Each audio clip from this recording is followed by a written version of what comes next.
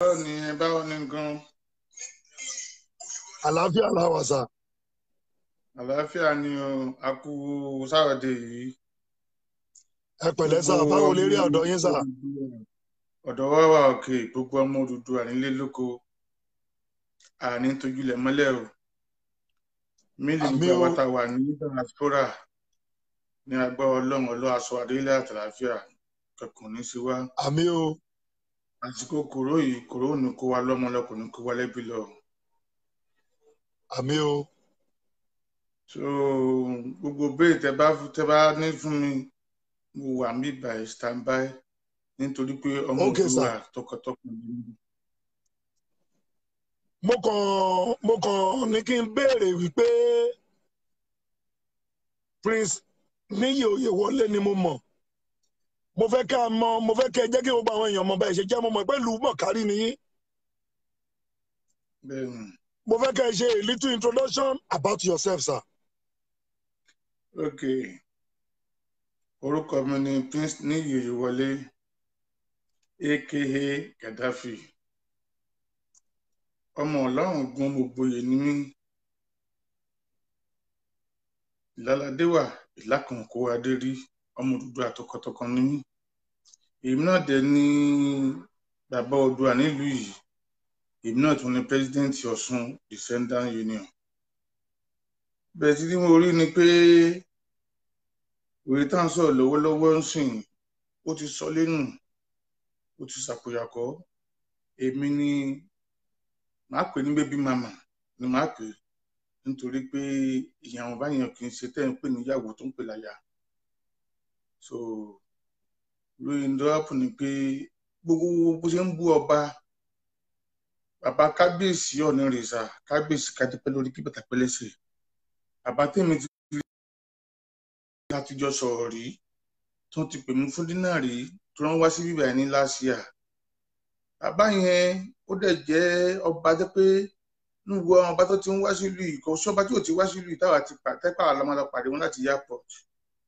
from the airport direct to the Nigeria embassy. Ṣùgbọ́n náà gbogbo àwọn ọba tó ti ń wá, ọba lálùbáríkà ni bàbá yìí. Ọba tó pé ó gbádé, ó gbé igbá àlàáfíà ni. Ọba tó rẹ́dì láti gbọ́ ti ọmọ nìkejì. I spoke to him to some extent tó pé bàbá yìí tí ó bá jẹ́ pé wọ̀rọ̀ kòró ọ̀nà kòrò ni Èkìtì wá sí Nàìjíríà, torí pé ara àwọn ọba tèmi náà pẹ̀lú bàbá yìí ni ọba Ẹlẹ́rìmọ̀ Fẹ̀rìmọ̀, ọba Alárọ̀fà land, láwọn ọba gidi jẹ́ pé bàbá máa ń rán wá kí fún káwọn kan tó wá síbí. Nígbà táwọn bàbá tó ń pè jẹ́ àwọn ọba gidi ọba lálùbáríkà tó ń pè bàbá wọ Ọ̀nìrìṣà ní bàbá náà pè wọ́n, nítorí pé wọ́n sọ ìsìnù, torí mo rí àwọn ọba ìtàn láàrin wọn ni wọ́n pé bàbá pé Ọ̀ní kìnnì kan, bàbá náà pè wọ́n,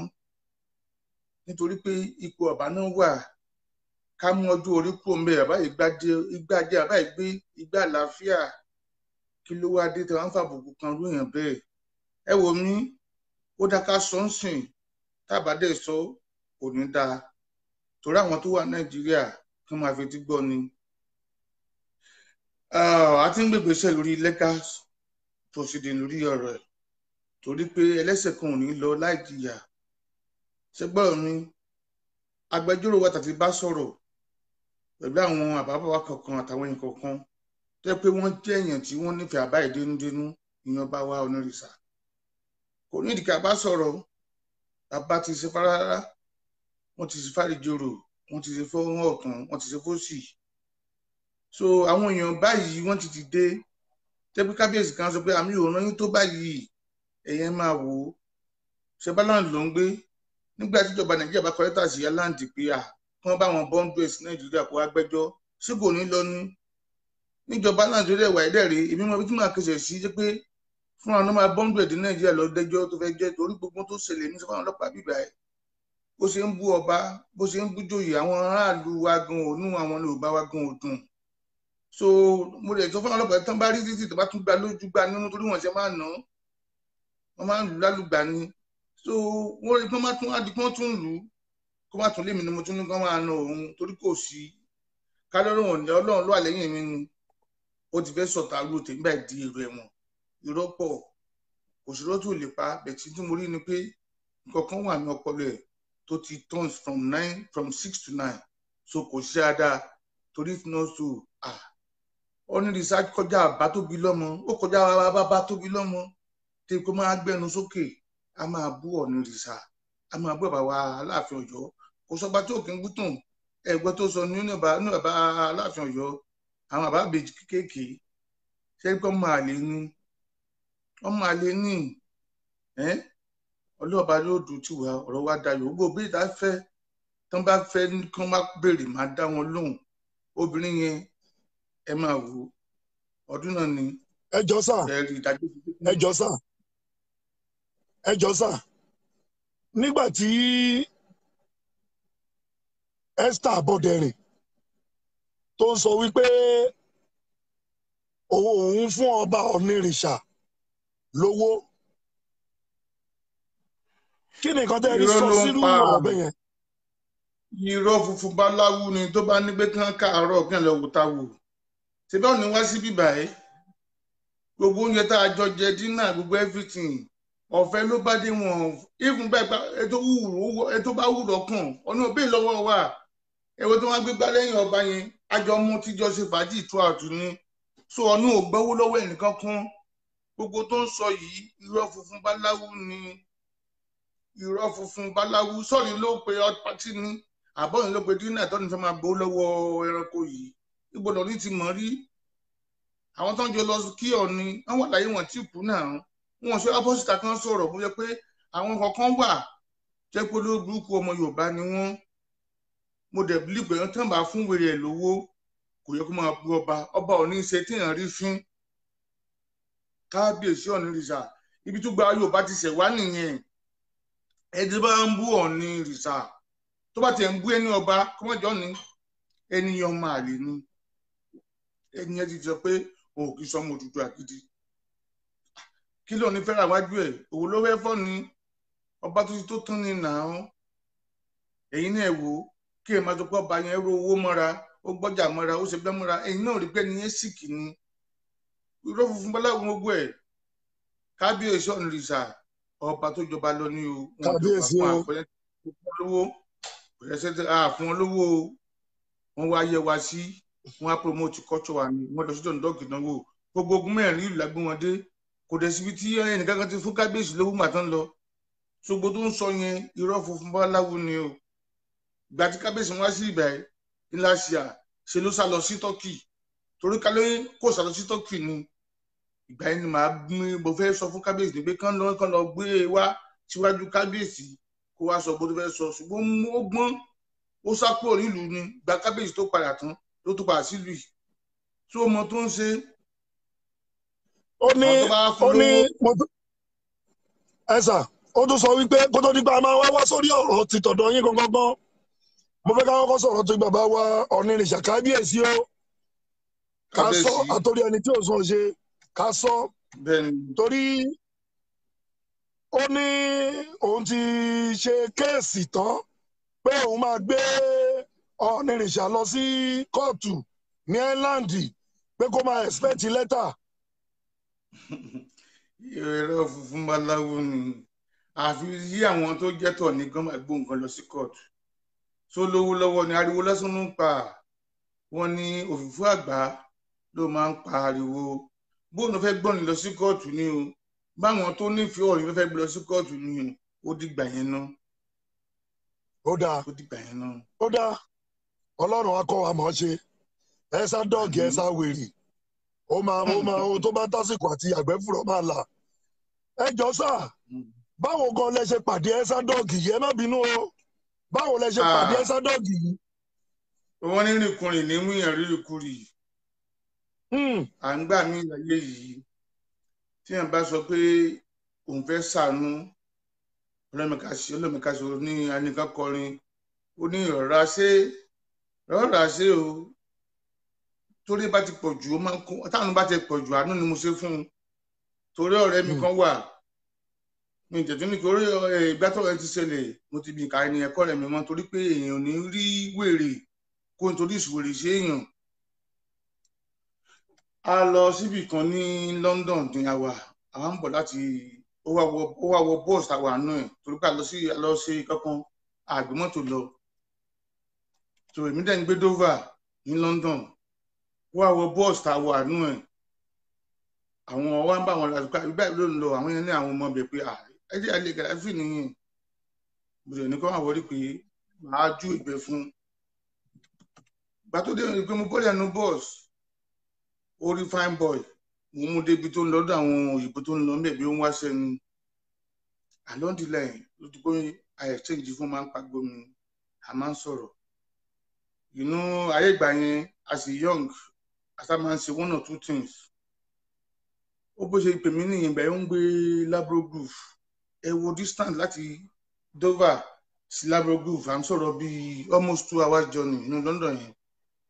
àmọ́ tó fún mi ò lè dá ìwà síbẹ̀ yẹn kí ló ń ṣe ẹ̀rọ ń kó ṣàlàyé fún mi obìnrin ètè pọ̀ àṣọfẹ́ bá mi sùn ni máa ní òkè máa mú train kí wọ́n bá a because ó ti sọ gbogbo pọ́lẹ̀ máa yé ẹ̀ fún mi so ìwúran bá gbé mi kàn fẹ́ ṣèrànlọ́wọ́ fún ni mo fi aṣọ ọmọ Nàìjíríà ọmọ Yorùbá ìgbà tí mo délé ẹ̀tàn ó ní pé ẹnikẹ́ni tẹ́ bá yé ìyẹ́ tẹ́ bá ti mọ̀ rí kán fẹ́ fún yín lómi gan ẹ má mu omi wọn mo wá délé ẹ̀tàn ó sọ gbogbo ẹ̀ mo ní kí no problem àyànjú everything tó bá lọ́la ọ̀họ́ tó la kó pẹ̀ mú ọkọ̀ abá mi ó jẹ́ mọ́ bí iṣẹ́ mi nígbà yẹn ni I was working at Hammersmith and City from there òpípẹ́ oúnjẹ aṣàgbọ́jẹ tèmi fún mi ní mi bá lọ sí inú kitchen torí inú ilé kékeré báyìí nínú bíi 3 bedroom àti inú ilé ẹ̀ Laurent mo jẹun tán ni o mi ò mọ tó ṣe mí sẹ́ẹ̀ èmi àti ẹbára wa sùn mo sọ fún àgbáyé lè ní níjọ́ tí mo ti wá bá sùn yẹn ni mo ti wọ wàhálà ó tọrọ ní ṣùgbọ́n nígbà tó wọ́n di pé mo bá sùn tán èmi ń lọ wọ́n tó ti lóríṣiríṣi ọkùnrin tó bímọ for many years tó wá dé pè mí láàrin 3 weeks ago pé ọmọ ṣe mọ̀ pé mo mà ti lóyún mo lóyún kẹ̀ so wà ó kè ṣá àwọn ọmọ Ìbàdàn ń gbọ́ mi sìn tán wà London àwọn tó yẹ jù mí lọ́gún ìmí ìkúnlẹ̀ títí tó ń bẹ̀ mí pé kí n jọ kí n ṣàánú ẹ̀ kí n fi gbà kí n ṣàwo mi ò gbà náà o mo gbé lọ sí Bristol àwọn tó wà mọ lọ́nà dáa ń fẹ́ lọ bu ibẹ̀ ká lọ ṣe oyún ọmọ yẹn tó bí fún ìgbà yẹn wálé ọmọ yẹn máa 23 máa 24 lọ́dún yìí wọ́n á débẹ̀ tó ń lárí pé oyún ọmọ yẹn ìbejì ni ta ló fẹ́ sẹ́yìn ìbejì dókítà ẹ̀ wojú mi ó kálukú ojú ara wọn mo lókè wẹ́ ọlọ́ọ̀ ti sọ pé bùkátà ni àádẹ́ máa tọ́jú ọmọ ó tán ibi wà láyẹn náà ó ti lọ́ọ̀sì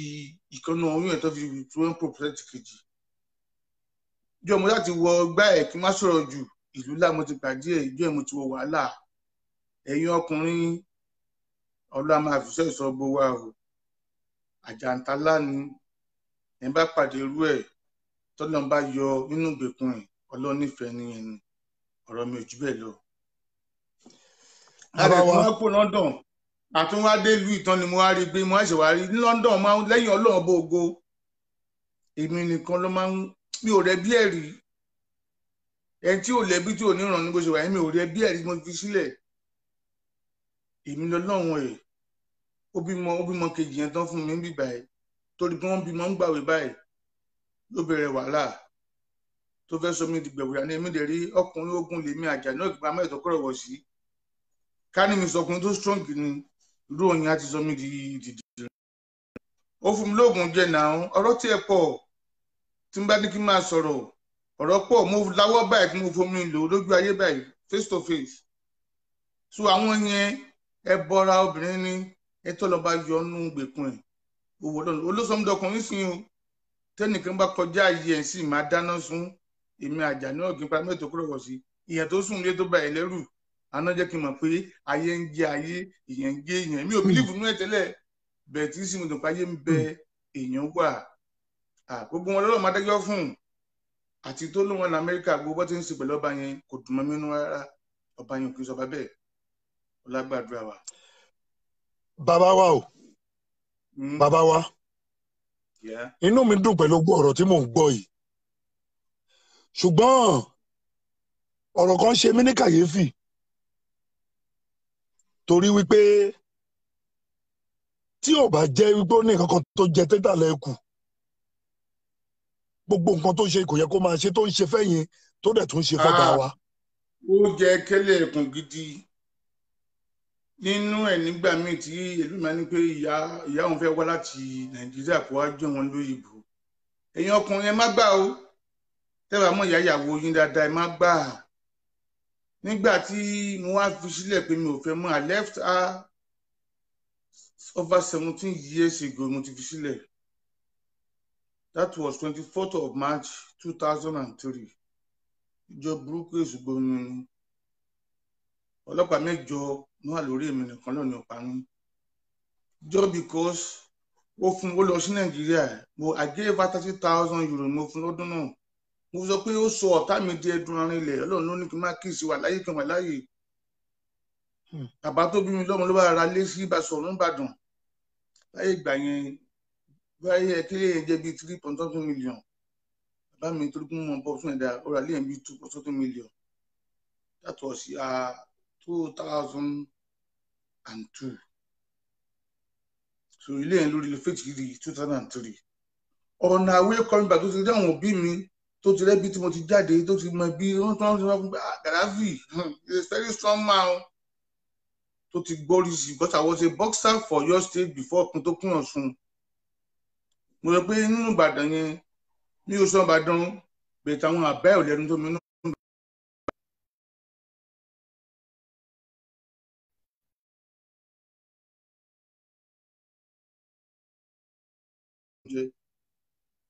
lẹ́yìn nǹkan ó ní láwọ́ mo fómi lò nílò tó ṣe àfọ̀ṣẹ́ ni mo wá lo oògùn ẹ̀ tán mo á dùn pé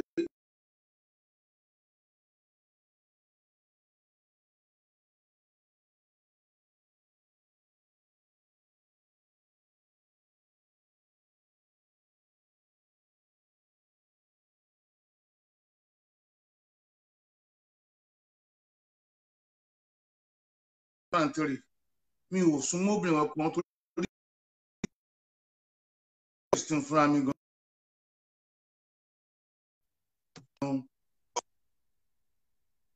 mo wá lo oògùn ẹ̀ tó ló bá bẹ̀ síbẹ̀ mi ò lè pa mi ò lè ṣe gbá mi ìdá lóhùn mo sá lọ sórí bẹ́ẹ̀dì nígbà tó di lálẹ́ ẹjọ́ yẹn ní ìbásùn náà ó wá di pé mo máa ń bá obìnrin mi sùn lójú oorun ẹ wò mí ìyàwó Ọ̀nìrìṣà fine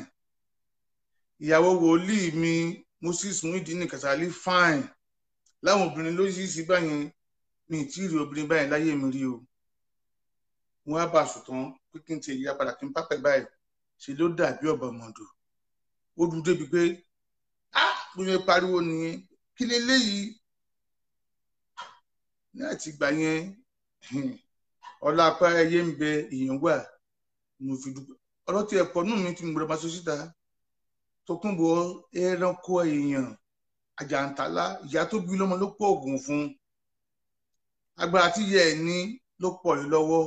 ó tún wá lọ gbàgbára má gbára ní India ó lọ Zambia dánwò ní pé kí n lè kó padà wá sílé mo tẹ̀ sọ fún pé tó bá sóògùn tí n bá gbé ẹ̀sùn again máa pa ẹ́ ní o mo pè báyìí ni torí ó gbìyànjú ṣùgbọ́n láyéláyé àtòkù àtàyè tó fi dúró ọmọ mi ò fẹ́ nìkan kan bá ṣe mọ́ láyé because èèyàn ò ṣe é súnmọ́ wọn lọ́ka bímọ sílé olóhùn gbòòrò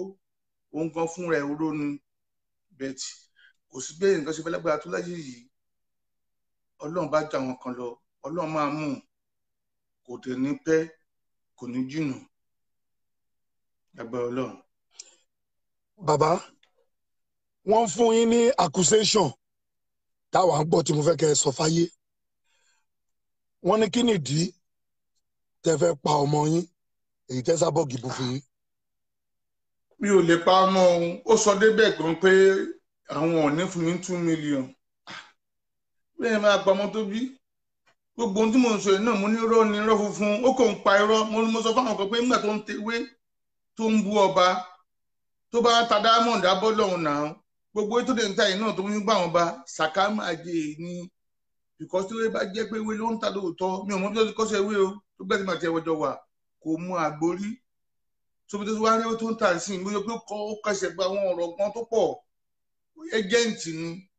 ó dàgbé jẹ́ ìbára bọ́lá ṣe rí ni àwọn tó ń sẹ́ǹtì nǹkan sí láti India káàkiri ó ti lọ síbẹ̀ lórí wọn. Àwọn tó jọ travel mi dárúkọ ni torí pé ni yẹn ti pè mí tán jọ lọ ibi tán korí sí tán fẹ́ bá yí ọ̀tá mi jẹ́ ìbùnà yẹn jẹ́wọ́ fún mi ibi tó ti lọ di kó ń mú ewé pọ̀ mọ́ ewé nìyẹn tó kàn ń bá wọn ni kò gbé ewé ńlẹ̀ ó dà ìgbọ́n ní kan sẹ́ǹdì ewé lè dé sóhun ewé á sẹ́ǹdì ewé €1 fún a máa tà fún €200 àwọn tó ń rewé lọ́wọ́ ẹ̀ wọn tí mọ̀ríyàn tó jẹ́ ni ewé sàkámà ewé ara ṣùgbọ́n agbára oṣù lọ gbà òkè mo fẹ́ sọ̀rọ̀ fún àwọn kan tó ń wò ó lọ sí Beragan níbi last month tó lọ ń bẹ̀rẹ̀ pé orúkọ ọ̀tá mi ni tó orúkọ àwọn èèyàn ń bẹ̀ nílùú òyìnbó ń bí ẹni kó bọ́ síta eégún náà mọ́jú ni eégún àwọn ọmọ ẹ̀yìn ẹ̀ pè mí mo sọ pé ẹ sọ fún ìyá yín kó wà tó lọ sí Beragan yẹn ní ọjọ́ ti tèmi o èmi kọjá ẹnìkan tẹ́nìkan lè pa ọmọ ayé ni mí bàbá ayé ni mí wọn bí ọmọ náà dáa tí n bá kú lè náwó lóhun ni physically spiritually kì í ṣe irú yẹn mú tó èmi bí ẹnìkan o mi ò lè pọ́ ọmọ bá kankan ọ̀dẹ́ ní àwọn tó ṣẹlẹ̀ ni pé ará àdúgbò ẹ̀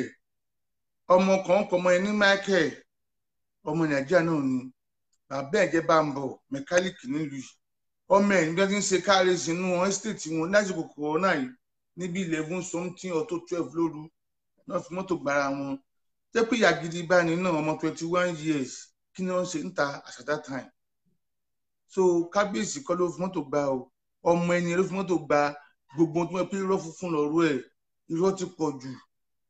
gbogbo tó lè ń ṣe ẹni pé láti máa gbowó lọ́wọ́ àwọn wèrè tó ń tẹ̀lé lẹ́yìn òun ló fà á nígbà tó bá ní kábíyèsí ló wá fẹ́ pọ́mọ ọ̀gá èmi fẹ́ pa ọmọ mi bóun ṣe ní sànú ẹ̀ gbogbo tó ń ṣe yẹn náà ó ń gbà wọn ní sàkámàjẹ ní bó ṣe jẹ́ nìyẹn o. bàbá mọ nǹkan tó ń pa mí lẹ́rìn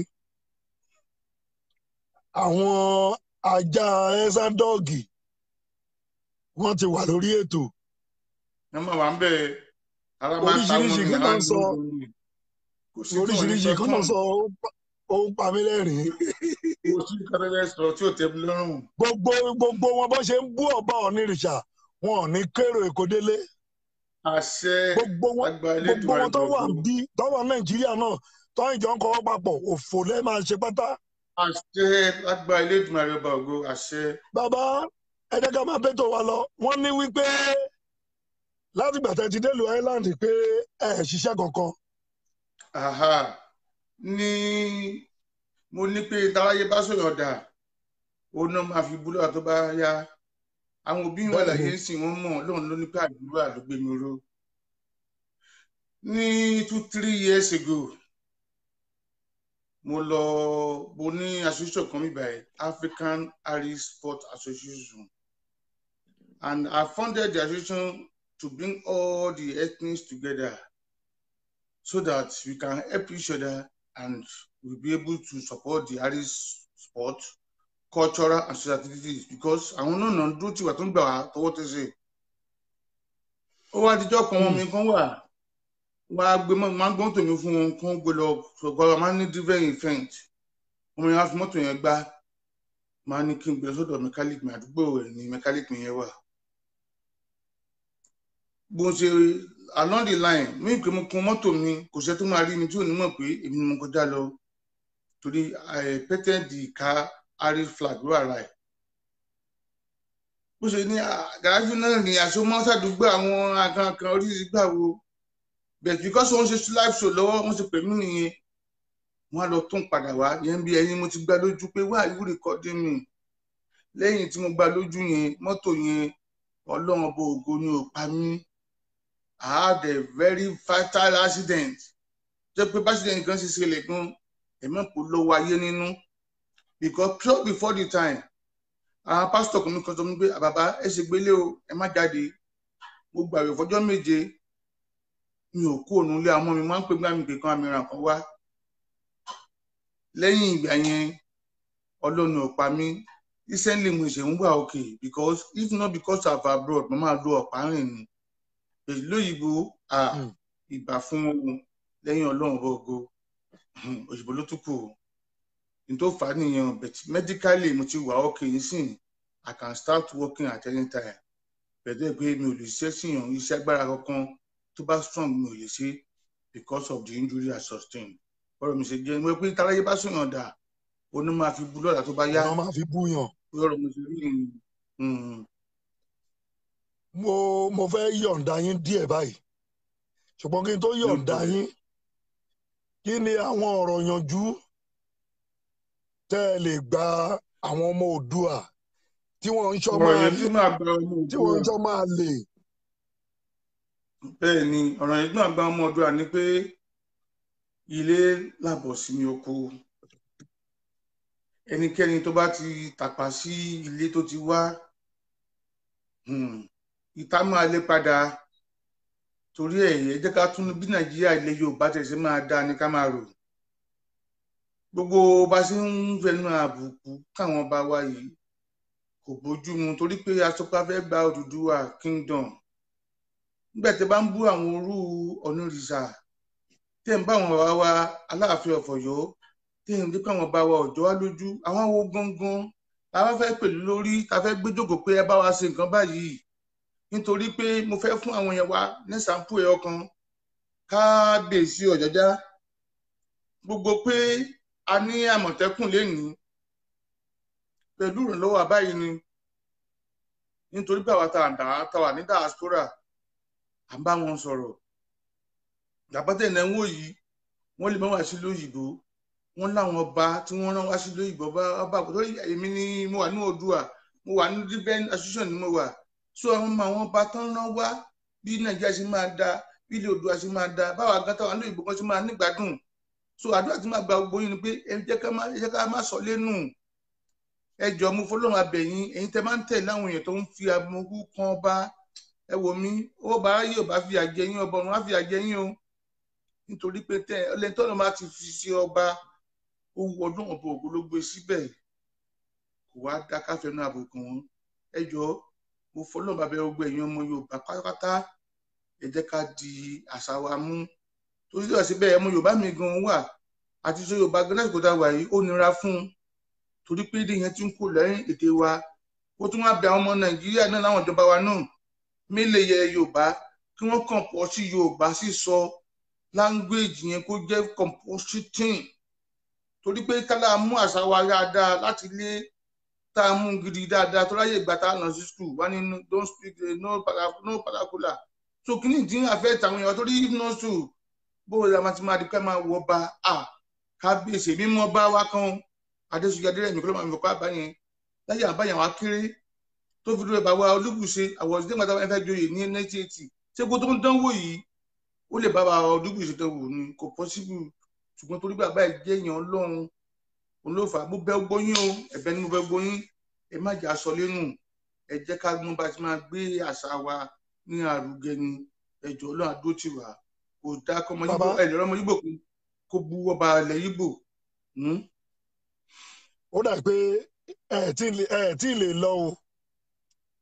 ó dà pé àti lè fi yín lẹ̀ báyìí o ẹ gbọ́ báwo ni Tòkunbọ̀ fẹ́ sàn lẹ́kan báwo ló ṣe jẹ́. wọ́n sàn àyẹn wà Nàìjíríà bó kú ni ó yè ní pẹ̀lú tó mọ̀ dọ́là torí gbà tí mo fi sílẹ̀ tán ẹnu ò ká àwọn ọmọ yẹn ẹnu ò ká torí kìí sàbíyamọ abíapá ni ṣùgbọ́n àwọn filẹ̀ tán tó di pé ẹni jọ ń fa sìgá fagbáfàwo tó di pé ọmọ yẹn di ẹni tó ń lọ sẹ́wọ̀n ní gbígbà ẹ̀ àwọn tó ń tẹ̀lé ó kàn ń parọ́ ni wọ́n ń gún òráyé wá nítorí iná tó jó lábẹ́ asọ́pọ̀ kí má fọ̀rọ̀ gùn lẹ́kàn ẹ̀yà wèrè ń gbígbà ẹ̀ ń gbé fẹ́ máa dójú tì í ló gbé lọ Nàìjíríà pé kán bó ń tọ́jú ẹ̀ náà ìjàmbá wọn á rí spiritual akínní fún ẹ tó gọ̀ ọmọ tó mú gbaná yó tó fi gbaná yí lórí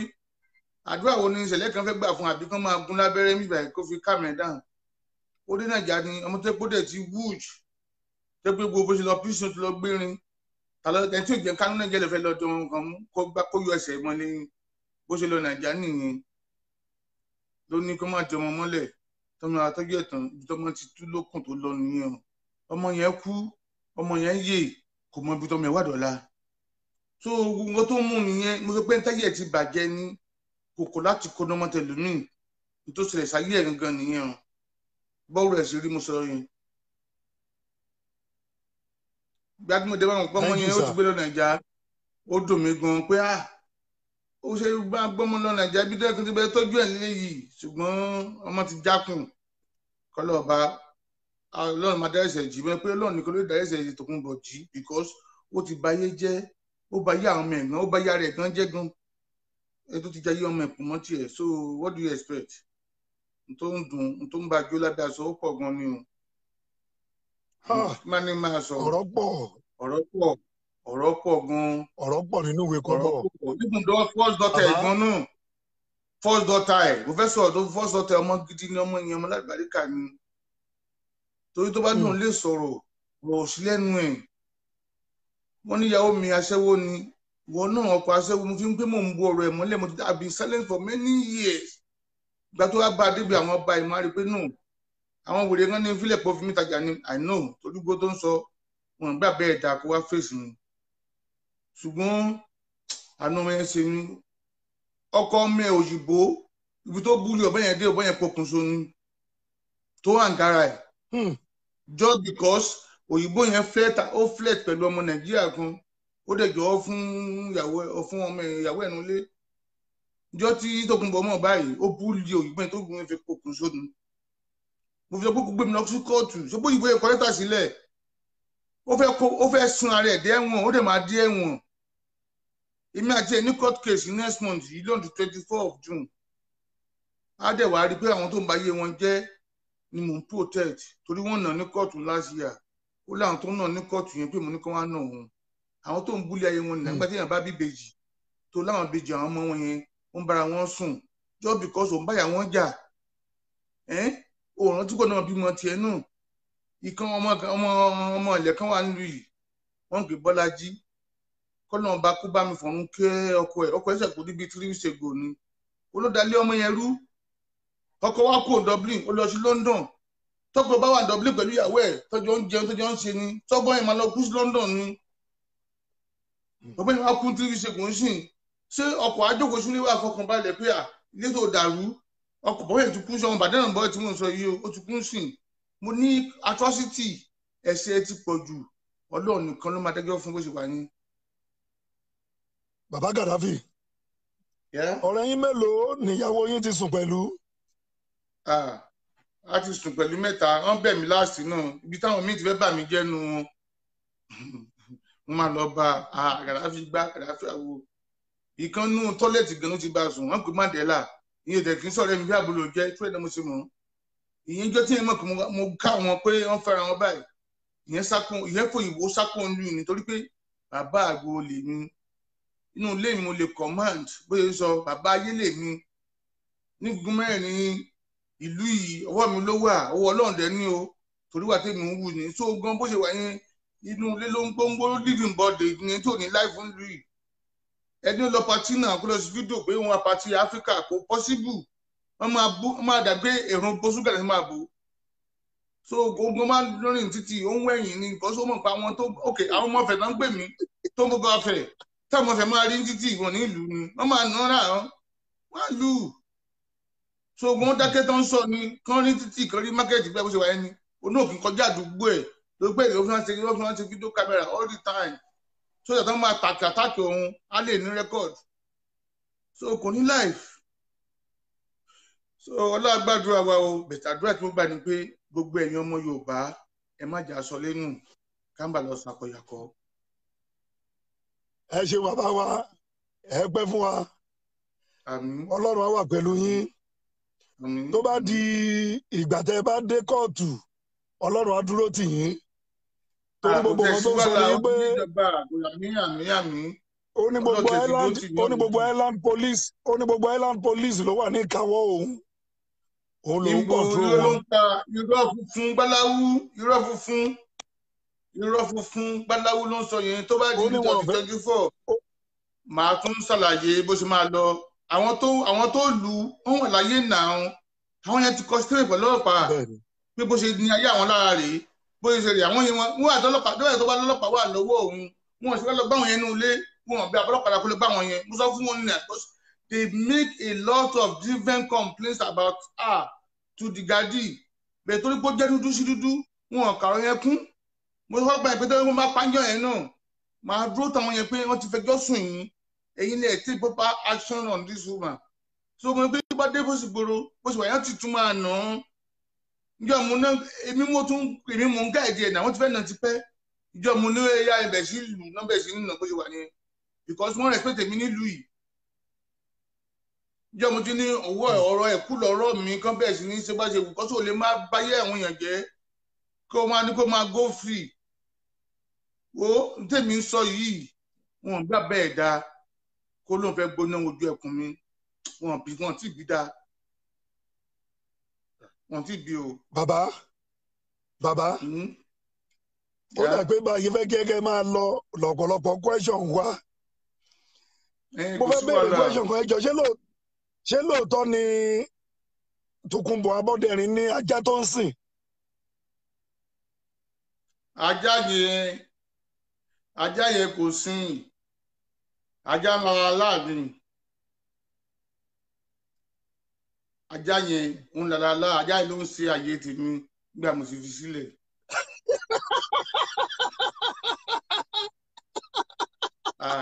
tí wọ́n bá ti da yúgọ̀tì sí títí ajá máa la sílẹ̀ sí ọmọ ní kí tó ṣẹlẹ̀ ní. Ọlọ́run Elédùmarè o mo tó fẹ́ bẹ̀rẹ̀ question ni o question ni sa o. ẹjọ́ sọ nbọ ni ẹsà dọ́ọ̀gì wà ńgbà tí ìyá ẹ̀ kú. ìjọ àpò ni pé nígbà tèmi àti ẹ̀já àtọ̀hún torí kí tó rí pé ìyá ẹ̀ wá sílùú yìí màmá tó bí èmi lọ́mọ Bódìjà náà wà nìbàdàn tó ti ń ta àpò ìlúwọ́ so ṣọ́ọ̀bù ìyá tèmi ni ìyá máa ń lọ Nàìjà tó ti máa lọ nàjú ìyá máa kó ní Bòdì a ṣe lọ sí Ṣàngó garage tó máa jókòó tí ìyá mi ṣùgbọ́n tí mi àti ẹ̀ ti wá jà ojú rí tí ò jẹ́ kí ìyá ẹ̀ lè máa lọ sọ́dọ̀ ọmọ ìmí wọn so àwọn tí wọ́n tún jẹ́ àwọn fámìlì ẹ̀ bẹ́ẹ̀ wọn ò gbà ìyá ọmọ ẹ̀ wà lóyìnbó jẹ́ lọ́ba kò ṣùgbọ́n tán rí pé wọ́n fi attitude wà ẹ̀ wọ́n fi ń hàtì lórí ìyá ẹ̀ náà ló fi wá mú pé kóun mú ìyá ẹ̀ wálé wá sí bíbá ẹ̀ wá mú ẹ̀ débì kò tó pé ìyá ẹ̀ máa lè parí ìjà láàrin mi àtòun sọ fún ìyá pé ìmíràn láwọn òbí wọ́n fẹ́ jèrè mi nítorí ẹ̀sẹ̀ wọn fẹ́ sọ ọmọ yín tó fẹ́ pọlọ́pàá sí mi kálọ̀ ọlọ́pàá bá ti pa mí ńkọ́ so for that mọ̀mọ́ mi ò ní nǹkan tó fẹ́ fi ọmọ yín bọ́ mọ́ so ìyá yẹn wá wà mí báyìí ìdùnnú pé ìyá yẹn ò rọ́rọ̀ ẹ̀ parí ìyá yẹn kò ju bí 2 years lọ ó bẹ̀rẹ̀ sí ní fall sick tó pé ìyá yẹn wà ní nursing home ló gbé ẹ̀ lọ ní kántì kìdẹ̀ ìyá yẹn ti wá kú láti gbé aago ìyá yẹn ti wá sick wó ti lọ wò ìyá yẹn náà rí torí pé kọ́lọ́n ṣàánú fẹ́ dà mí ti wá tiẹ̀ kí n fi máa hàt lórí ìyá ẹ̀ ìgbà tí wọn tún wá kú tán ìyá yẹn kú lágbèrè aago kan òru wọn lọ gbé ìyá yẹn ti di aago 12 ọjọ́ kejì because ìyá yẹn ìyá pè ní the oldest adúró ní Ireland the oldest refugee tó gbàtọ́ wọn nígbà wọn fẹ́ lọ sìn ìyá pé kó san 7,500 euro gbogbo ìdíkọ́ ọ̀rẹ́ ẹ̀ kan pè mí nìyẹn ọ̀rẹ́ tó pè mí wà láyé kò tí kù yarúkà náà pẹ̀ ọ̀bàdàn náà ni àdájú wọlé ìyá mọ̀ ti kú látà náà wọn mà tí ìyá ti kú torí wọn bí òun dákó pè mí torí mo ṣe tó ṣe fún mi mo bá níwẹ̀ ìyá má bí gbogbo wa bí mo ṣe ní kí obìnrin yẹn drop nìyẹn wọ́n bá wọn pe director of sport tourism in Ireland is a very good friend of mine ogúngún mọ ẹ̀sìn mi tó tì mí síta yẹ́ẹ̀ ti kú o help tó wá lè ṣe fún mi kó assist mi ìyẹn bá mi pè rand of the country so no 7,500 bọ̀bọ́ yẹn mi tó pé 5,000 euro ní ìjọba ìlú ìsun wọ́n wá ní kó nà san 2,500 wọ́n dẹ̀ sọ fún mi pé wọ́n lọ gbé ìyá ẹ̀ mo ṣe pé obìnrin ẹ̀rọ pé wọ́n máa lọ gbé ìyá ẹ̀ the next 30 minutes pé they be there just send the address to them kò believe mi torí pé ó rò pé òbúrúkú lòun ẹ̀dọ́ pè mí yẹn náà gbàgbé tàdúrà mi tàbí wọ́n ṣe lọ gbé ìyá ẹ̀ nìyẹn nígbà tó ti fẹ́ sìn ìyá ẹ̀ náà I went there I was there mo dúró tì í mi ò kàn lọ́nu ilé ọ̀dọ̀ ẹ̀ nu bí wọ́n dẹ̀ ṣe sìn ẹ̀ tán àtàwọn ọ̀rẹ́ mi dájọ́ lọ mo pa sí ìgboro wọn àtàtì náwọn yẹn tó ìbẹ̀nu ó ti gbìyànjú títí bẹ̀sì ìyá yẹn kò jẹ́ wọn mọ́ ni màá sọ ọmọ ìyá ìbá ṣe wà ìyá ìbá pọ́sibú kí ìyá ìṣe wà láyé ibẹ̀ bó ṣe tìrìtì ìyá ẹ̀ gan okun àfẹ́ kí ìyá ètè kú so ìyá yẹn kọ́ ló ń fọ̀rùn kẹ nígbà tí wọ́n mú arúgbó wá sínú tútù bí tẹ́lẹ̀ tún take care properly so kí lè yẹn expect ó dandan kí ìyá yẹn náà kó fall sick náà ó tún fall sick dẹ̀ rí ọ̀sẹ̀ kan ọ̀sẹ̀ méjì ó lè má lọ wòye ẹ̀ nínú nọ́ọ̀sì yìí tó kọ́ ló ń fọ̀rùn kẹ́yà yẹn. ju gbogbo ẹ̀ lọ bàbá ṣe rí gbogbo nǹkan tẹ̀ ń sọ yìí ẹ rí gbé lẹ́ẹ̀kọ̀ọ̀kan mo máa ń rẹ́rìn-ín ẹ jọ sà èmi pìrìsẹ́ńtà tí mo ń bá yín sọ̀rọ̀ yìí ṣé mo ugly àbí mo handsome. Very handsome man alẹ́ máa rí ẹ bí àti ìjọ pé ọmọkùnrin dúró dédé nígbà tó irú kan tí bá lọ́wọ́ obìnrin máa fún ẹ kó o pè é ìwòtọ́ rẹ nù àwọn ò rí nǹkan gidi rí wọn ò rí nǹkan gidi rí tí wọn kò rí nǹkan gidi rí tó bá rí nǹkan funfun ó lè ní pupa ni so what do you expect. so ṣe rí gbogbo àwọn ajá ẹsà dọ́ọ̀gì